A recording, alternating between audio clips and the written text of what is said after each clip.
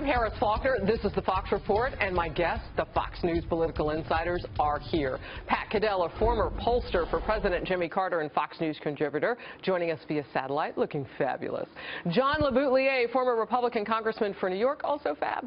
And Doug Schoen, former pollster for President Bill Clinton and a Fox News contributor as well. Let's get more fabulous if we can. All right, we've been talking about a lot of subjects, and so what we're going to do is pop some of them up on the screen and get to them as we can.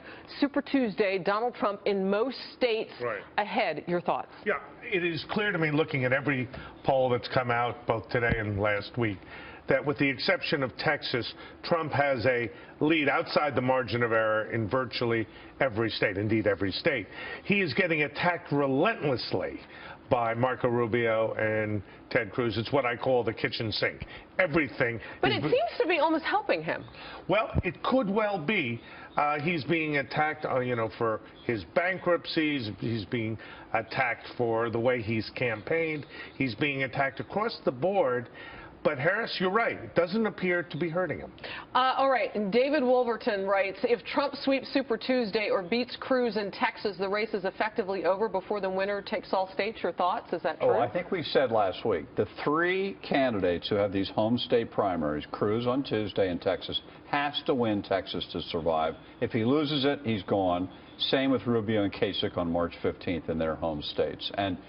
But I might just back up a little bit before this Tuesday. I think since we were last together, all four of us, on Sunday, this race for the Republican nomination and for the general election has taken a significant turn.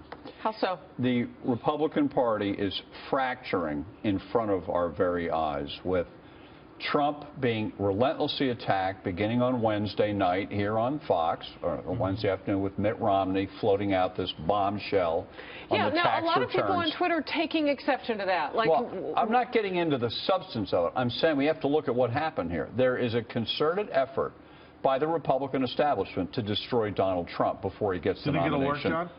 I don't think it'll prevent him from getting the nomination. But I think what it's going to do is it's going to make him more difficult to win in the general election. And there is the very real thought that the Senate and incumbent Republicans will separate themselves from Trump and divide the party. In other words, a total mess. Wow. Pat, I want to get your thoughts on some self-inflicted wounds that Donald Trump has suffered this weekend, not the least of which was David Duke and the KKK issue of whether or not he knew. And he's already, moved away from it. He's denounced him, whatever. But people are still talking about it. Is it even a topic as we go forward for voters, do you think? Well, I don't know how long it's a topic. We've had many topics on this, but it was kind of shocking this morning to watch him say, I don't know about those people or whatever. I think it reflects Donald Trump's having a week where this is where the campaign is being tested, not in its crowds, not in its just mechanics of going to places. It tested in its vision and control of the race. And I must say, I think that, and particularly as he is being pounded, I think he's on the precipice of doing deep damage for a general election. It will be hard to repair. Oh, let me back up a second and just say the Republican Party, however, is falling apart. We've been saying this for a couple of years. I made this argument last year after the polling I did having to do with the way the base looked at the party itself and the establishment. But I must say that, and I think the party, I've always believed it would potentially blow itself up this year. I want to get to a couple of things. Sure. Jeff Sessions, real quickly, giving his endorsement. The meaning we understand for Donald Trump. My question with our reporter earlier this hour is endorsements in general don't really matter, do they? Typically not. There's a big but here. John and Pat are right. The Republican Party is fracturing.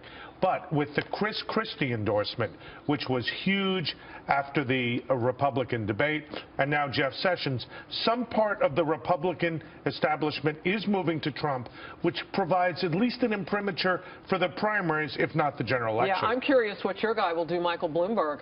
Well, because if he gets in as an independent, that hurts the Republican votes, no? Well, no, it hurts the Democrat. Well, we'll see, we look at you smiling. When do you think we'll know about Michael Bloomberg? I think we're going to know in the next week or 10 days.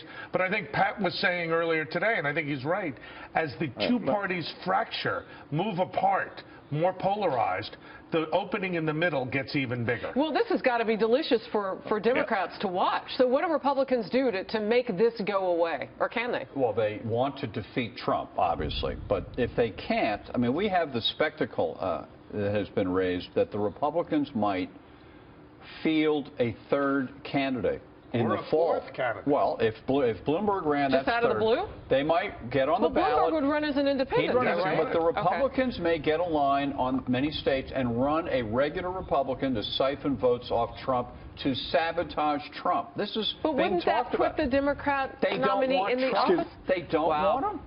That is eating Excuse your me. own. All right, we have to take a quick